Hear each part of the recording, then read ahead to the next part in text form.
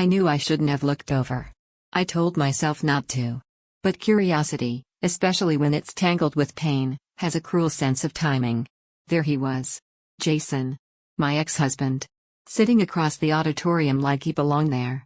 That smug half-smile on his face, the one that used to make me weak when we were young, now just made my stomach twist. His arm draped lazily behind Brittany, his new wife, who sat beside him like a magazine ad. Perfectly styled. Impeccably postured. Glossed and glowing like nothing real could ever touch her. And then it happened. Sophie, our daughter, my daughter, stood up to approach the stage, clutching a slim envelope in her hand. She looked so calm from where I sat. Confident. Ready. She had practiced that exact walk in front of the mirror last night, laughing, her curls bouncing with each exaggerated step. I'd curled her hair myself, just a little mascara, just a little grown-up. So I don't look 12, she had joked, rolling her eyes. And then Jason leaned toward Brittany. He didn't whisper. Just spoke low enough to escape the microphone but not me. She's just like her mom. Always second place. My breath caught in my throat. Every syllable dripped with contempt. Not just toward me, but through me. Like the words were blades, not sentences. Brittany chuckled. A syrupy, soft laugh that sounded expensive and fake all at once. Good thing her looks came from Dad, she replied. And I froze. The auditorium around me pulsed with applause and camera flashes. But it felt distant, muted. Like the air itself had thickened. Like I was underwater.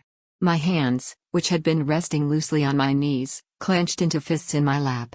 Heat rose up my neck. I could feel my cheeks flush, my pulse pounding in my ears. I looked back at Sophie. She was just stepping onto the stage.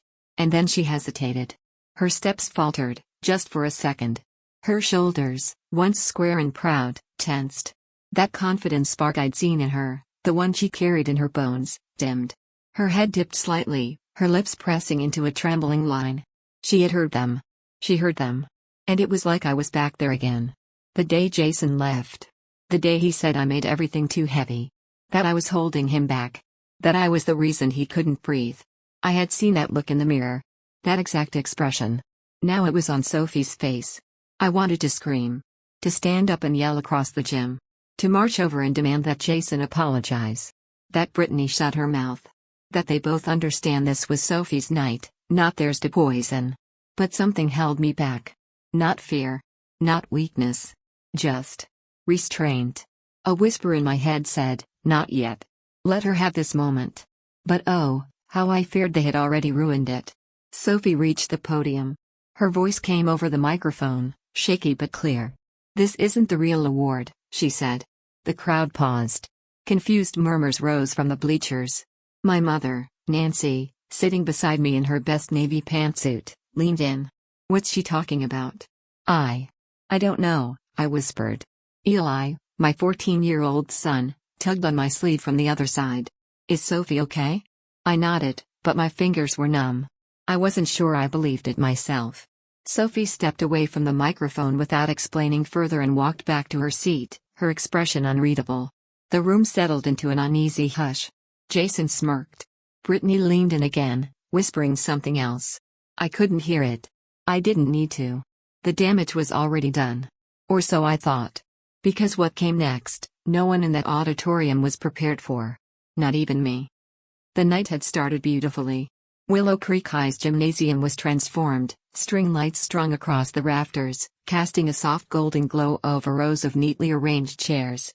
Blue and gold banners fluttered slightly under the push of old overhead fans. Parents milled about in semi-formal wear, buzzing with the low hum of anticipation and the occasional click of a camera. It was the kind of night that felt suspended, where hope hung in the air like confetti, weightless and electric. Sophie's dress was deep green satin, hugging her form in the way that made her look not like a teenager, but a young woman becoming. She hated flashy things. Always had. But tonight, she let me curl her hair. Let me dab on a little mascara. Only because it's a big deal, she'd said. 17, going on 30. My heart had swelled as we entered the gym. For a moment, the weight of the last 7 years melted, the struggles, the ramen dinners, the missed utility payments, the single-parent nights, the tears I heard muffled behind Sophie's door. All of it faded. For a moment, it was just her. My Sophie. The girl who stayed up late studying, who read her college essays aloud to our dog Scout, who carried Grace like a secret. Nancy sat next to me, smiling so wide I thought it might split her cheeks. She kept patting my knee. She's going to do amazing. Just wait. On my other side, Eli fidgeted with the strings of his hoodie, trying to look bored. But I caught him watching Sophie every few seconds. He adored her. Always had. We sat 6 rows from the front. I had picked those seats specifically so Sophie could see me, right there in the middle. Her anchor. And then I looked across the gym. Jason. I hadn't seen him in nearly a year. Not since he dropped off a Starbucks card for Sophie's birthday, barely made eye contact, barely stayed 5 minutes. And now, here he was, in a pressed shirt and polished shoes, looking like the man he once pretended to be. Brittany glowed next to him, blonde hair perfect, posture poised like she knew the whole room was watching. They looked rehearsed. Like they were the ones being honored. I sucked in a breath and looked away. Tonight wasn't about them. It was about Sophie. But the knot in my stomach twisted. That familiar ache. The one that comes when the person who once broke you walks in like nothing happened. Like they're the better version. The upgraded life. The polished and perfect happy ending. Jason had granite countertops now. And a wife who smiled with her teeth but not her eyes. And I still rented a 2-bedroom apartment. Still ate cereal for dinner some nights so I could afford SAT tutoring for Sophie. Still walked to work when my car gave out. Still woke up every morning hoping my kids wouldn't notice how tired I was. But when Sophie turned and gave me that little wave from the front row, I believed we were okay. She looked ready. If only I had known. If only I had known what Jason would say. And what it would unlock in all of us. Because that's the thing about nights like this. You never expect the moment everything shifts. It doesn't come with a warning. It doesn't wait until you're ready. It comes fast. Like a match in dry grass. And by the time you smell the smoke, everything's already burning.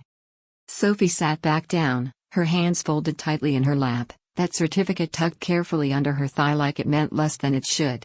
Around her, polite applause faded into background noise. The announcer stumbled forward to call the next name, trying to stitch normalcy back into the night. But I couldn't focus. I couldn't hear. Not the names, not the claps, not the restless shuffling of parents and students waiting for their turn in the spotlight. All I could see was Sophie. Still as stone. Staring ahead, jaw set, eyes unreadable. Nancy reached for my hand and gave it a gentle squeeze. "Let her handle this," she whispered. "She's your daughter." I swallowed the lump in my throat. She's her mother's daughter. But what did that even mean anymore? If Sophie was like me, did that mean she was learning to swallow pain? To sit in silence? To pretend things didn't hurt until they did? I wanted to believe it meant something different now. Because she was different. I looked toward Jason again. He was scrolling on his phone, casually disengaged, as if the emotional shrapnel he'd launched into the night hadn't just exploded in his own daughter's chest. Brittany sat like a statue beside him, her gaze flicking around the room as if searching for an exit, anywhere but here. Good. I hoped it was uncomfortable. I hoped it burned. But Sophie. She was more than uncomfortable. She was thinking. She wasn't unraveling, she was calculating. Something was coming. I didn't know what. When the principal stepped up again with a thick manila envelope in hand, the room shifted. I could feel it like a current in the air. "This next award," he said, "is the highest honor we give. It goes to the student with the top GPA in the senior class, who has demonstrated academic excellence, leadership, and exceptional resilience." I knew what was coming. I knew. But nothing could have prepared me for what it felt like to hear him say.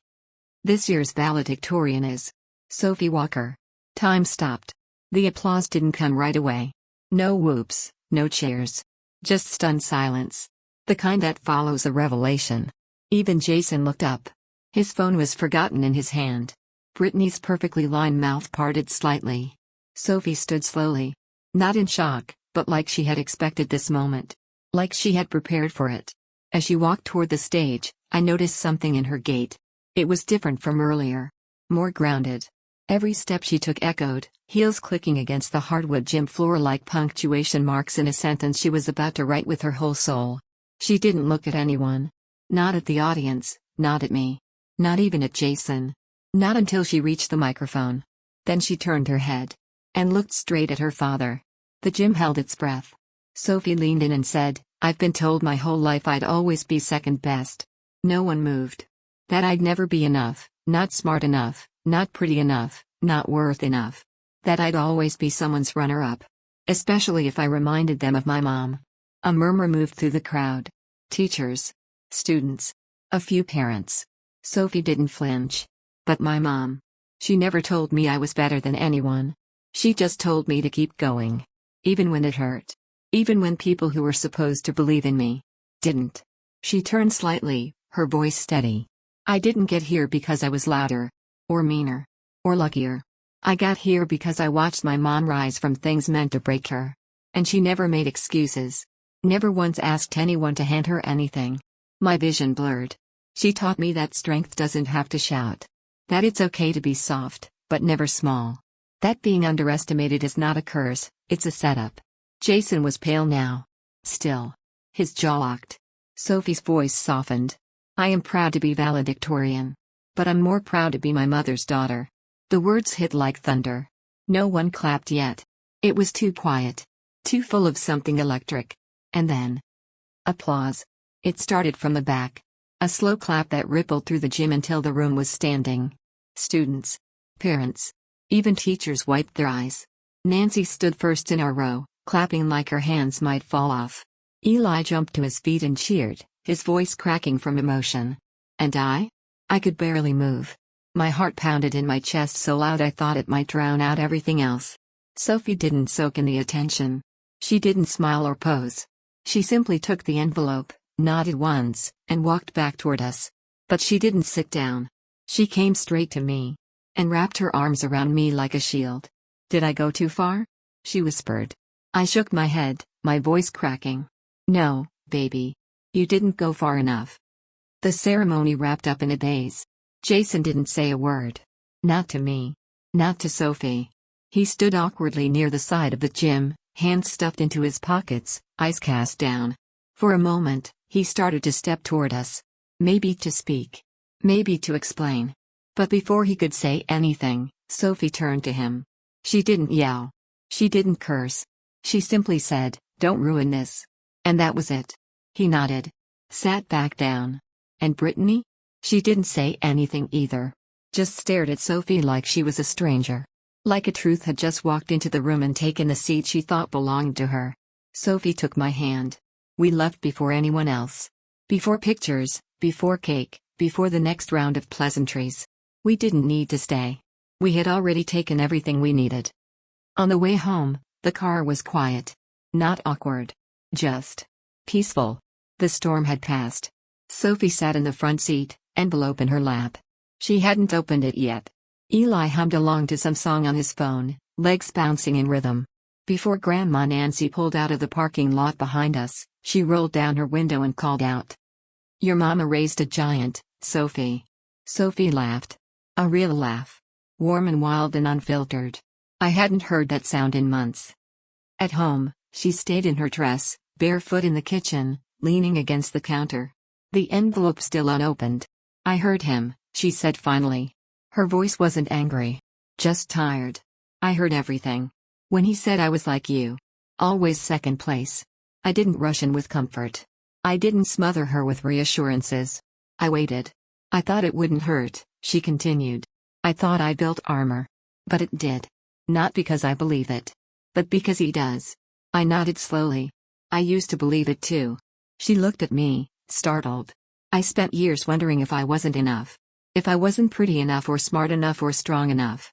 That maybe if I'd just been a little more. Something. He'd have stayed. He'd have respected me. Her voice softened. But he was wrong. I know, I said. Now I do. She smiled then. Just a little. The private kind. That speech wasn't just for him, she said. It was for me. I needed to hear it. We stood there in silence. The refrigerator hummed. The house creaked softly. Everything felt still. Then Sophie opened the envelope. Inside was the official letter naming her valedictorian. And a full ride scholarship to Stanford. She handed it to me. I want you to keep this, she said. I wouldn't have it without you. I held it like it was made of glass. But what she said next hit harder than anything else that night. You taught me how to be strong without being loud. How to stay kind.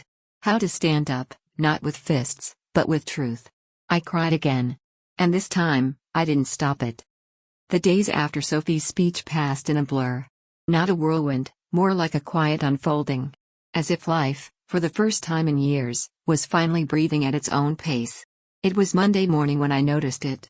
Sophie sat at the kitchen table, still in her pajamas, eating cereal like it was any other school day. But there was something different. Her shoulders were relaxed. Her brow unknitted. She laughed, really laughed, at something Eli said about the cat dragging his hoodie under the bed again.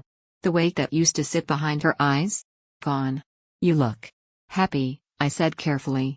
She looked up at me, spoon halfway to her mouth. I am, she said, like it was the most obvious thing in the world. And I realized, she was. Not performatively. Not in a way that tried to please anyone. She was simply at peace. I didn't know when that shift had happened, when the armor had turned into light. But it had. Somewhere between the moment she stood at that microphone and the one where she handed me her scholarship letter, something broke free. She had written her own story. And I was still learning how to believe in the ending. The voicemail came that afternoon. I almost didn't check it. I let the phone ring twice, then stop. But something told me to listen. It was Jason. Lauren. I just wanted to say, look, I didn't mean for it to come out like that. The stuff I said. I wasn't thinking. It's been weird, watching Sophie grow up. You did a great job with her. I know I haven't always said that. Anyway. That's it. Tell her I'm proud. I listened twice. Then deleted it. There were no apologies in his voice. Just discomfort. Guilt, maybe. But no ownership. And I realized, I didn't need an apology. Not anymore. I didn't need Jason to rewrite the past. Sophie and I were already writing something better. At dinner that night, Sophie asked me a question I didn't expect. Do you ever miss him? It took me a moment to answer. Sometimes, I said. But I think it's more that I miss who I thought he was. Or maybe who I thought I was when I was with him. She nodded slowly. That makes sense. Then she asked, do you miss being married? I smiled, a little bitterly. I miss the idea of partnership. But I don't miss shrinking. She didn't say anything right away. Then, softly, I don't want to marry someone who makes me feel small. I reached across the table and took her hand. You won't. And I meant it. Because she knew what power looked like now. Not control. Not noise. Not performance. But presence. Grace. A week later, she got her Stanford welcome packet in the mail. The thick one, with the crest stamped on the front and layers of crisp paper inside. She pulled it out of the mailbox like it might burn her fingers. In the kitchen, she laid everything out on the table like a map. Eli circled around it in awe. This is like a whole other world. Sophie beamed. Yeah. It kinda is. Nancy came over that weekend. She brought a cake with Go Get 'Em Sophie. Piped in loopy blue icing and hugged us both so tight we thought she might crack a rib. First Walker girl in college, she whispered. And on a full ride. You've rewritten the whole story. Sophie grinned. Not alone. Nancy looked at me. You okay with all this? I think, I said slowly, I'm finally learning how to be. One evening, Sophie asked if she could drive to the lake. Just us. She wanted to breathe, she said. So we went. It was sunset. The water glowed amber and pink. We sat on the hood of our old Toyota, the wind tugging at our hair, the radio humming some soft acoustic song we didn't know the name of. I always thought this would feel bigger, Sophie said. What? Leaving? Yeah. I thought I'd feel scared. Or unsure. But I don't. I feel ready. You are, I said. You've been ready for a long time. She leaned her head on my shoulder. You know what still hurts, though? She asked. What? That he won't ever really see me. Not how you do. He might show up now and then. Say he's proud. But I don't think he knows me. I wrapped my arm around her. That's his loss. He said I was second place. But you know what I realized? What? I never wanted to be in his race. I laughed, tears in my eyes. That's my girl. The weeks passed. She picked out dorm bedding. Packed boxes. Took 1,000 photos with Eli and Scout. We labeled things, cleaned out closets, and made a donation pile that grew bigger every day. Jason didn't offer to help. He sent a check. And a text, proud of you, kiddo. Sophie didn't respond. I'm not mad, she told me. I just don't want him to take credit for what he didn't build. I nodded. I get it. She paused. But if he ever does show up again, I hope he's finally ready to see me as I am. And if he is not? Then I'll still be okay. Move-in day came fast. Too fast. I drove her to Stanford with the back seat full of bins and Eli squished between pillows. When we pulled into the dorm circle, music blared. Students buzzed around with carts and clipboards.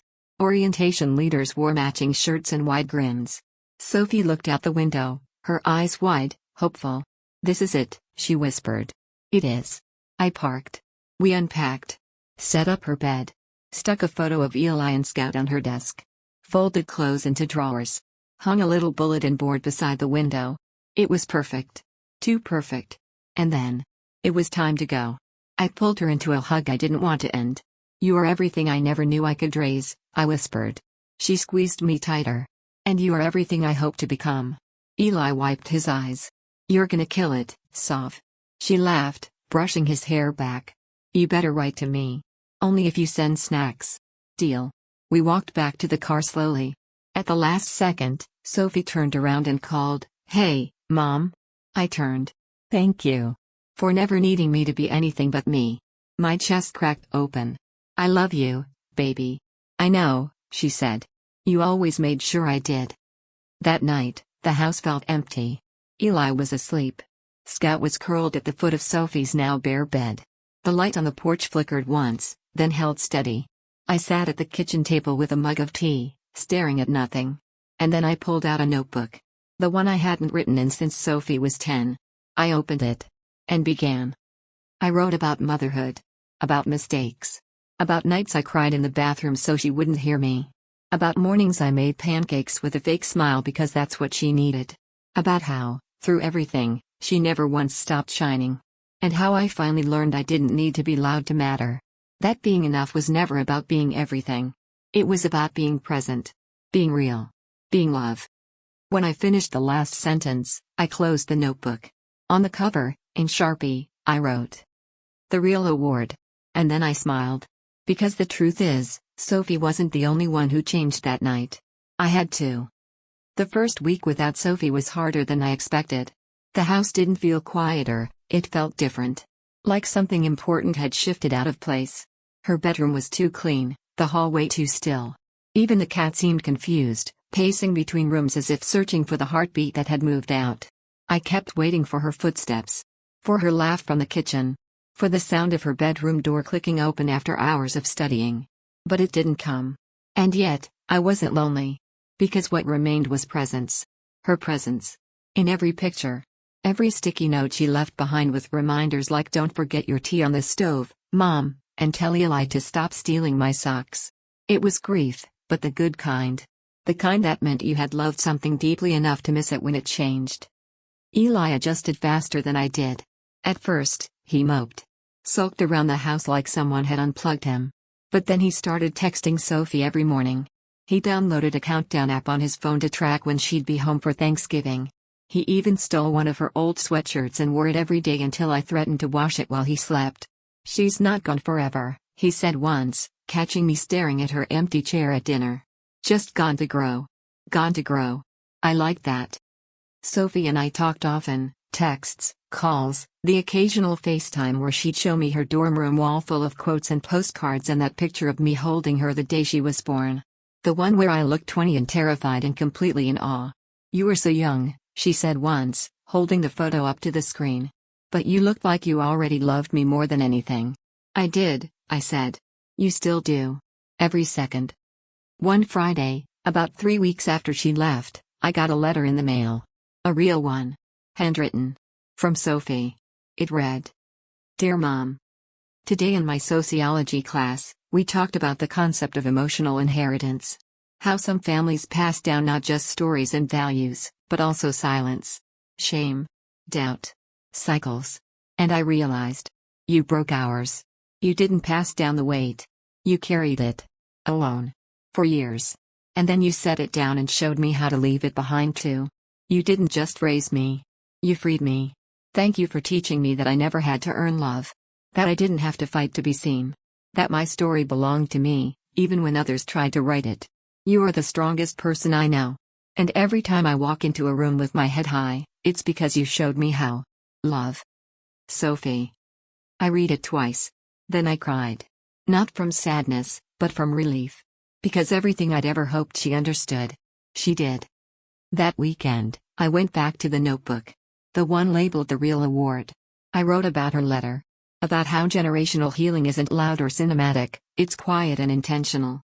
It's one woman deciding that silence ends with her. I wrote about how proud I was. Not just of Sophie's grades or scholarships, but of her truth. Her clarity. Her kindness. I wrote about how being a mother didn't mean being perfect. It meant being willing. Willing to grow, to apologize, to show up, again and again. And as I wrote, I realized something. Sophie hadn't just broken a cycle. She had built something new. Jason reached out again. This time it was a message to both Sophie and me. He wanted to meet for coffee. Just to talk, he said. No pressure. I showed it to Sophie. She stared at the screen for a while before speaking. I'm not ready, she said. Maybe someday. But not right now. I'll let him know. She looked at me. Do you want to? I thought about it. I used to think closure meant a neat conversation. A handshake. An apology. But now I think closure is just deciding something no longer belongs to you. She smiled. That's beautiful. It's yours if you want it. Autumn deepened. Leaves blanketed our street like nature's own confetti. I started walking more, morning strolls before work, evening loops around the neighborhood. Eli joined me sometimes. Other times, I walked alone, listening to old playlists Sophie had made. There was a song that always got me. A soft, acoustic track she'd played during one of our drives. I had a line, "You don't have to be a flame to light the room." That was Sophie. And I was starting to believe that was me too. Thanksgiving came. The morning was chaotic in the best way, pies half burned, Eli forgetting to thaw the dinner rolls, the smoke detector going off at least once. But when Sophie walked through the door, backpack slung over her shoulder, eyes bright, I felt whole again. She hugged me tight. "You smell like cinnamon and panic," she teased. I laughed. Some traditions never change. That night, as we sat around the table, Nancy raised her glass and said, "To the women who rewrite stories. And the boys smart enough to follow their lead." We all clinked glasses and laughed. And when Sophie looked at me across the table and mouthed, "I love you," I didn't need anything else. Later, after dishes and leftovers and Eli collapsing on the couch in a mashed potato coma, Sophie and I sat on the porch. Blankets wrapped around our shoulders. Cocoa steaming in mugs. "I'm not scared of leaving again," she said quietly. "I know. Because I know what I'm coming home to." I nodded. "And if you ever forget, just read your own letter." She chuckled. "I meant every word." "I know," I whispered. "I felt every one." We sat in silence for a while. Then she asked, "Do you think other girls feel this way? Like they've been trying to outrun their mother's shadow their whole lives?" "Some," I said. "But not you." "No," she agreed. "You never cast one. You lit the path instead." I looked at her and knew, this wasn't just a daughter speaking. This was a woman. One who had been shaped by love, not control. By truth, not silence. And I had helped shape her. Not perfectly. But honestly. And that mattered. Weeks turned to months. Sophie flourished at Stanford. She made friends. Joined a writing group. Got a part-time job at a bookstore downtown. Started volunteering at a mentoring program for high school girls. One night she called me, excited. "I read them your story," she said. "The one you wrote in the notebook." I blinked. "You read it?" "Yeah. I hope that's okay." "Of course. I'm just surprised." They loved it. Said it felt like their lives. One girl cried. My voice wavered. I didn't know it would matter to anyone else. "It matters," Sophie said. "More than you know." On Sophie's birthday, I mailed her a box filled with small things, a new journal, her favorite tea, a scarf I'd knitted that she once admired but didn't think I noticed. And a note. It said, "You are my loudest quiet victory. Thank you for choosing to be brave." That night, she called me. "I've been thinking," she said. "Maybe after graduation, I'll come home for a while. Just to help with Eli, and figure out my next steps." "You'll always have a place here," I said. "But don't come back because you feel obligated. Come back if it's what you want." She was quiet. "Then, what if I want both?" "Then you're already doing it right." Sophie did come home after graduation. Not forever. just long enough to root herself before flying again. She taught writing workshops at the community center. She helped Eli navigate high school heartbreak. She cooked dinner 3 nights a week and made me playlists with titles like Songs to Fold Laundry To. And together, we kept growing. Not into perfect people, but into whole ones. Years later, I published my first book. It wasn't a bestseller. It didn't win awards. But the day it came out, Sophie drove 4 hours just to be at my signing. She sat in the front row and smiled with her whole face. When it was her turn in line, she handed me her copy and said, "Make it out to the girl who was always second place." I looked at her. And wrote. To the girl who rewrote the finish line. And taught us all how to win quietly.